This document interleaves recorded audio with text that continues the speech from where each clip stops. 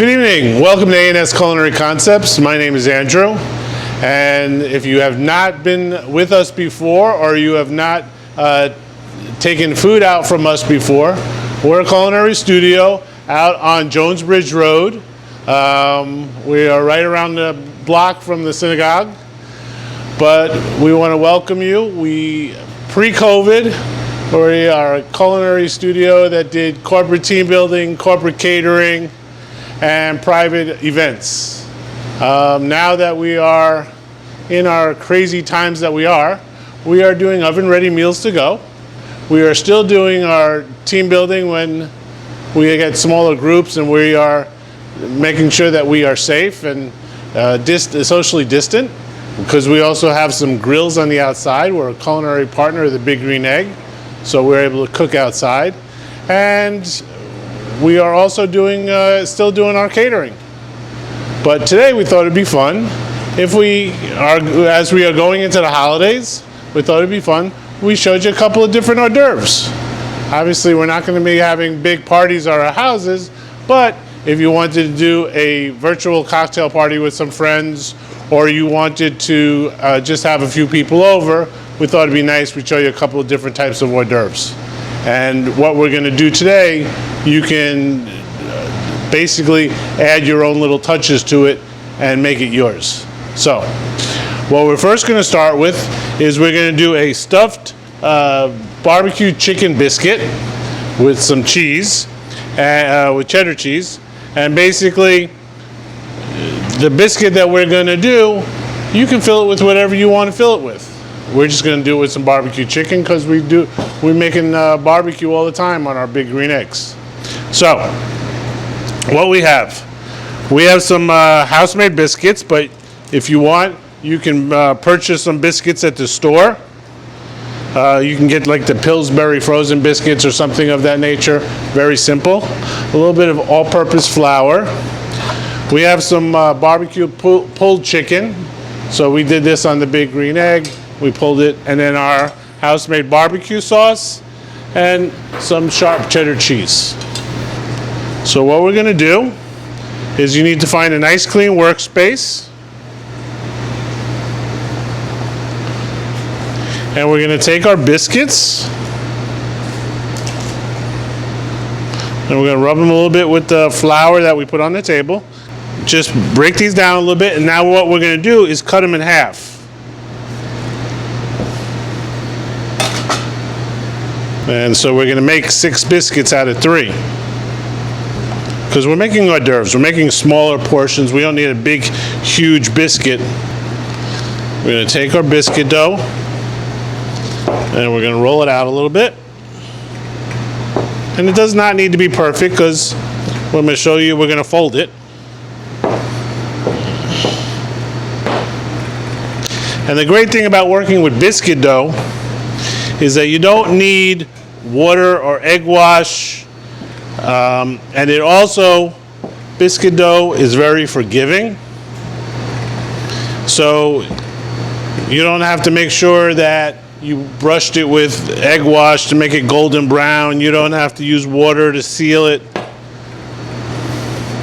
It's basically very easy to work with. But make sure that you have enough flour down that you're not sticking to the table. Okay? So we have our 6 pieces of dough. And now we're going to take a little bit of our barbecue chicken. And it's up to you what you want to do. If you want to add a little bit more barbecue sauce in there, let's add a little bit more barbecue sauce in there. It's up to you what you want to do. And you can flavor it the way you want to. If you want to put some jalapenos in it, or you want to put a little cilantro or fresh herbs, that's totally up to you. And we're going to put our chicken inside. A little biteful. We don't want to overpack them. And we don't want big, huge pieces either, though, because you don't want them to take a bite and then the whole piece of chicken come out. That probably doesn't look very nice. All right. And then we're going to take a little bit more barbecue sauce, and we're going to top it off with a little bit more barbecue sauce.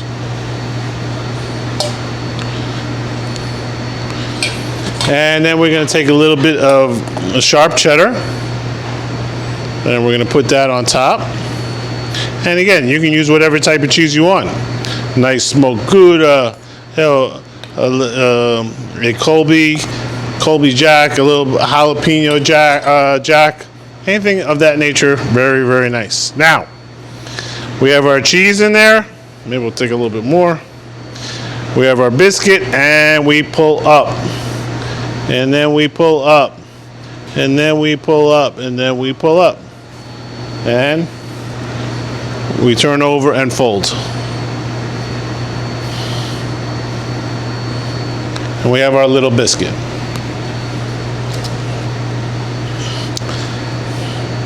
We're going to do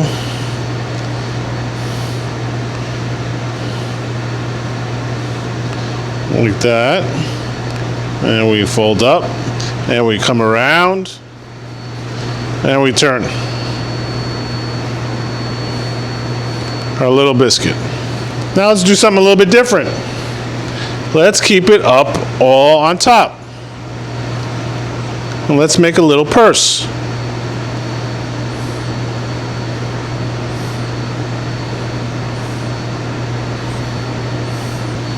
And we're going to cook that off. We're doing the same thing we were doing, and we're just making a little bit different shape. Tighten that up there. A little purse there. Boom. So put it on the pan with a little bit of parchment paper on the bottom, and we're going to put it in a 350 degree. We're going to put it in a 350 degree oven. 350, 375, we're going to go 350. 350 degree oven, and we're going to start off at 12 minutes. Welcome back. We have the biscuits in the oven right now, but we thought we'd go ahead and start our next hors d'oeuvre. And what we're going to do is an avocado fritter. So basically we're going to take some avocado, and we're going to mix it up with a little bit of breadcrumbs and feta cheese and roasted peppers, and we're going to mix it all up, and then we're going to make a chipotle mayonnaise or a chipotle sauce to put as a dipping sauce for it. They're very tasty, a lot of fun. Again, you can kick this up with whatever you want. We usually do it with some grilled shrimp also. It's just, they're very fun, they're very tasty. So we're going to take some avocados. So we want some nice ripe avocados. So when you feel an avocado, to be ripe, they should be tender. They should not smush totally. We don't want that. And we're just going to cut through. Beautiful avocado. And what we're going to do is scoop it out.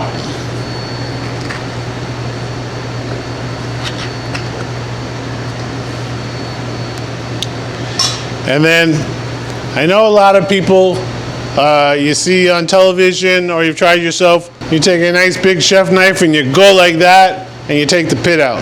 Please don't do that. Please do not do that, and we do not do that, because too many times I've seen where people have tried to go like this, they've missed, and they've taken, part of their hand off.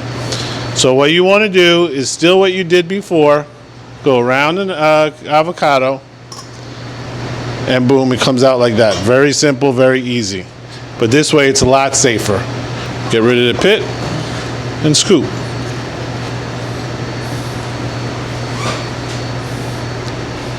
So now what we're going to do is we have our avocado in the bowl. We want to put a little bit of citrus on it because we don't want it to get dark while the air is going to hit it. So we have a little bit of lime for flavor. Now anytime that you're working with citrus, what you want to do, because a good piece of citrus is firm, right? So what we want to do is we will roll it. Put a little bit of pressure on it. Roll it, because this way we can juice it. Now, of course, you could go out and buy a juicer, but if you don't want to buy a juicer, see how nice and tender it is now? Take our knife, cut through, and we're going to put a little bit of lime juice in there. Oop. All right. I'm going to take a little bit of salt and pepper. That is our biscuits. Let's take a look.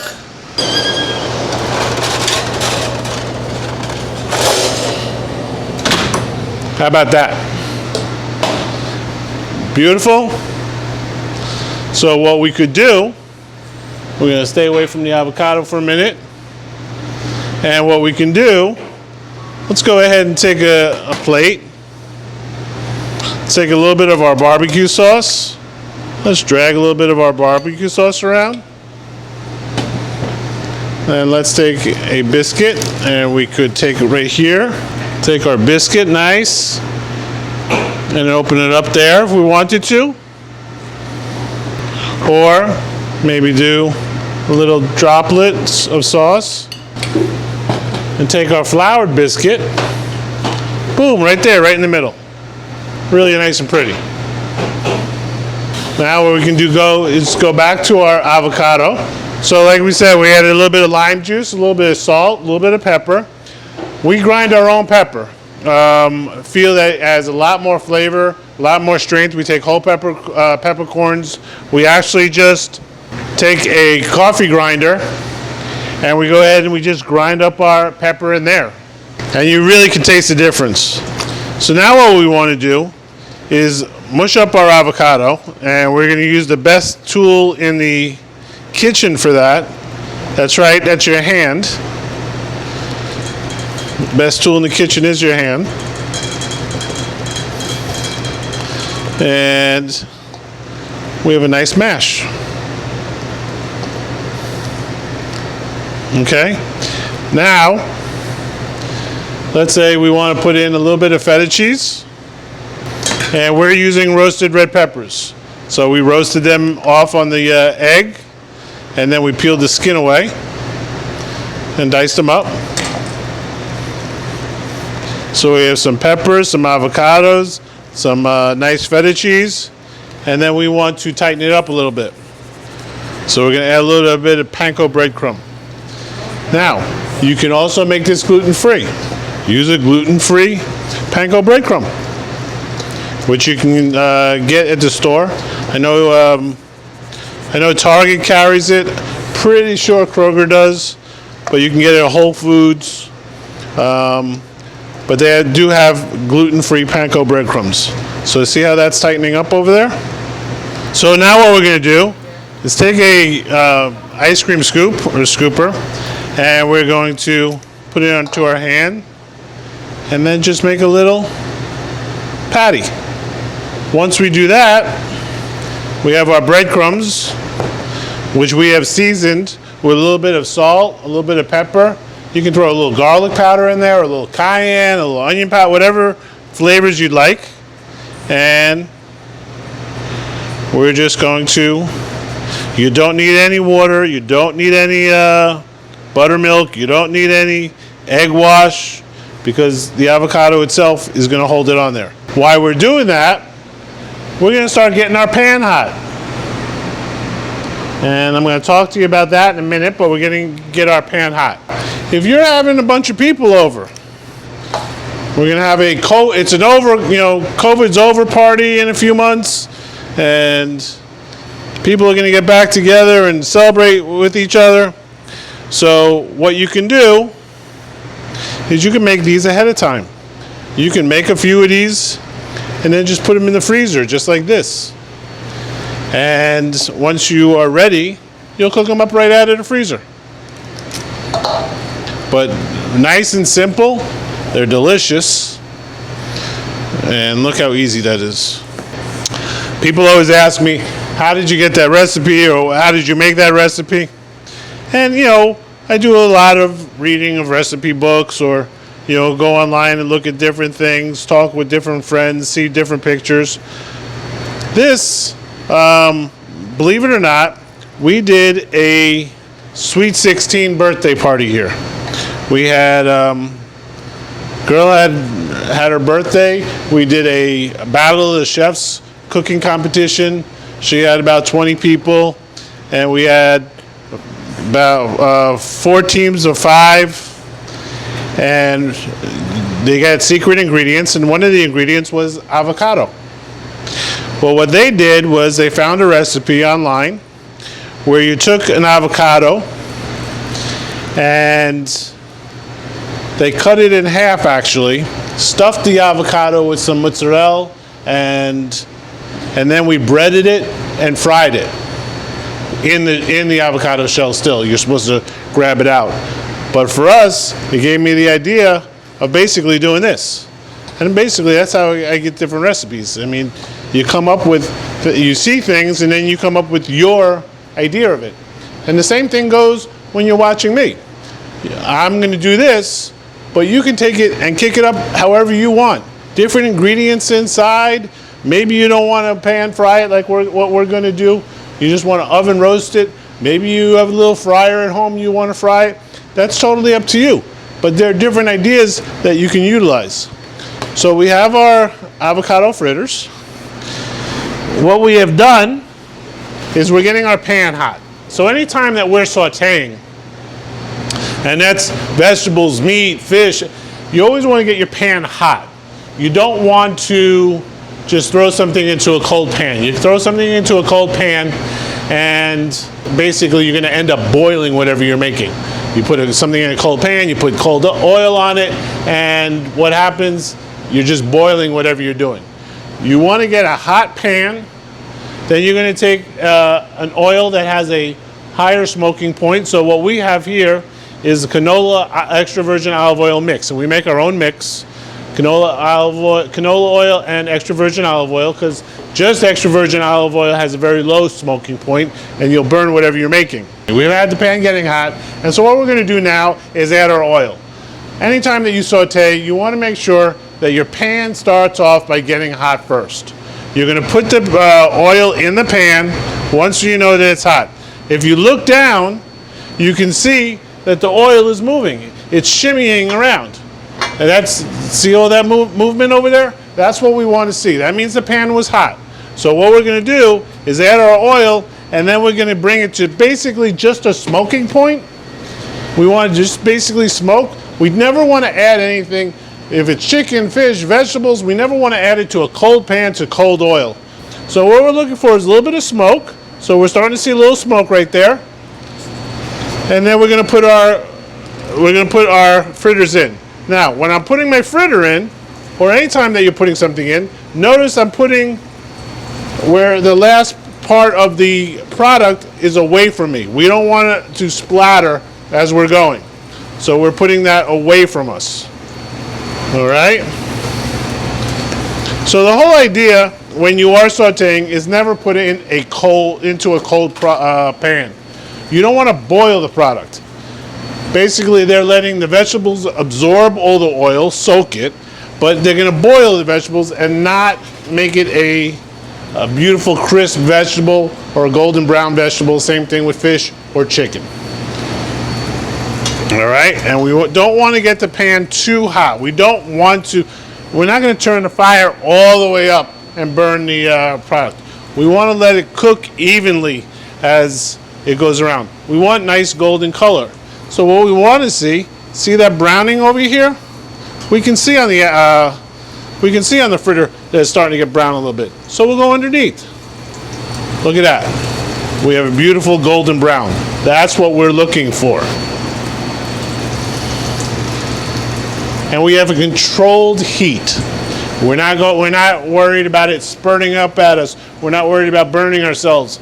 We have a controlled heat. We know what's going on. We're looking, we can see the browning on the bottom here. So I'm going to put and look at that. Beautiful, right? That's what we're looking for. That's the other side.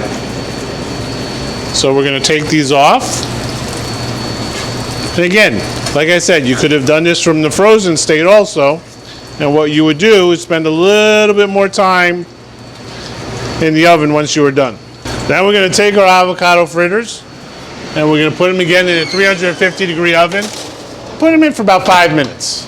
We're gonna put them up for about 5 minutes. So while they're in the oven, we're gonna make a little sauce to go on the plate. And so what we have is some mayonnaise, and then some chipotle in an adobo sauce, and we have a lime.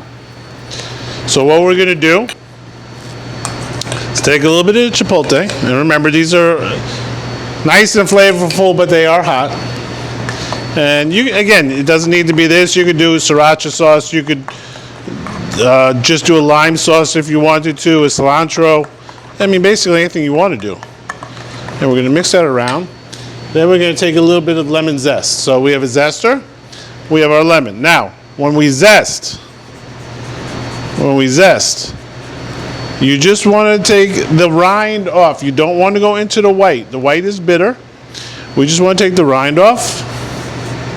And you want to hit it with your hand or an instrument, but that's where all your flavor is. All the oils. Oh, it smells delicious. All the oils from the fruit. That's where we're down into. We're going to add a little bit of salt, a little bit of pepper, and we're going to add a little bit of lime juice. All right. Going to take a little bit of our sauce. We're going to get our fritters out.